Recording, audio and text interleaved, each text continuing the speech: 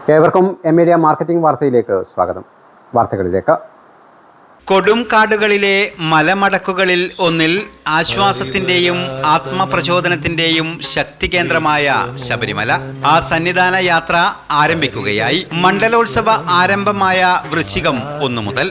അതെ, തീർത്ഥയാത്രാ രംഗത്ത് വിശ്വാസികളുടെ കാൽനൂറ്റാണ്ട് കാലത്തെ വിശ്വാസം ആർജിച്ച മട്ടന്നൂർ അമ്പലം റോഡ് കേന്ദ്രമായുള്ള ശ്രീ ശബരി ട്രാവൽസിന്റെ ശബരിമല സന്നിധാന തീർത്ഥയാത്ര ഇനി എല്ലാ ദിവസവും.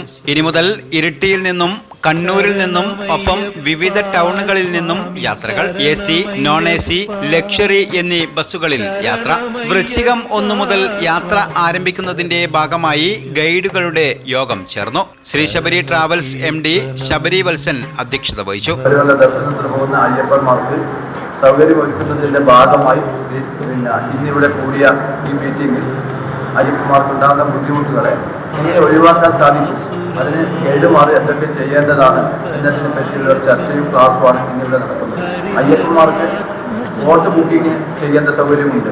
അയ്യപ്പന്മാർക്ക് ഓൺലൈനായിട്ട് ടിക്കറ്റ് എല്ലാ സ്ഥലത്തും കിട്ടുന്നില്ല. അതുകൊണ്ട് സ്പോട്ട് ബുക്കിംഗ് നിലക്കൽ, എരുമേലി, പമ്പ എന്നീ സ്ഥലങ്ങളിൽ സ്പോട്ട് ബുക്കിംഗ് ഉണ്ട്. അതുകൊണ്ട് എല്ലാ സഹായങ്ങളും ഗൈഡുമാർ ചെയ്തു കൊടുക്കുന്നതായിരിക്കും.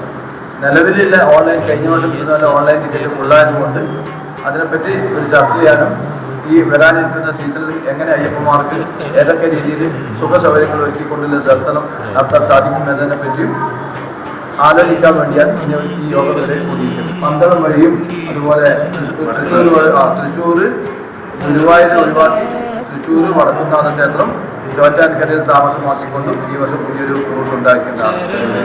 വടക്കുന്നാഥ ക്ഷേത്രം വഴി പുതിയൊരു ട്രിപ്പ് നമ്മൾ തൃശ്ശൂർ വടക്കുന്നാഥ ക്ഷേത്രം, അതുപോലെ പാറമേക്കാവ്, തിരുവമ്പാടി ക്ഷേത്രം, പിന്നെ അത് ചോറ്റാനിക്കര താമസിച്ച് എല്ലാ സ്വാമി അയ്യപ്പന്മാർക്ക് എല്ലാവർക്കും ഉള്ള സൗകര്യങ്ങൾ ചെയ്തു കൊടുത്തു. ചോറ്റാനിക്കര താമസിക്കാനുള്ള സൗകര്യം ചെയ്തു കൊടുത്തിട്ടുള്ള ഒരു പുതിയൊരു ട്രിപ്പും കൂടി ഈ വർഷം മുതൽ. അതിൻ്റെ തുടക്കം നാളെ ആ പുതിയ രീതിയിലുള്ള ട്രിപ്പിലാണ് നാളെ നമ്മൾ ചെയ്യുന്നത്. Manager Sethu, K. സുധാകരൻ, വിജേഷ് എന്നിവർ സംസാരിച്ചു. താമസ, ഭക്ഷണ, അഭിഷേക, പ്രസാദ സൗകര്യത്തോടു കൂടിയുള്ള തീർത്ഥയാത്രയാണ് ശ്രീ ശബരി നൽകുന്നത്.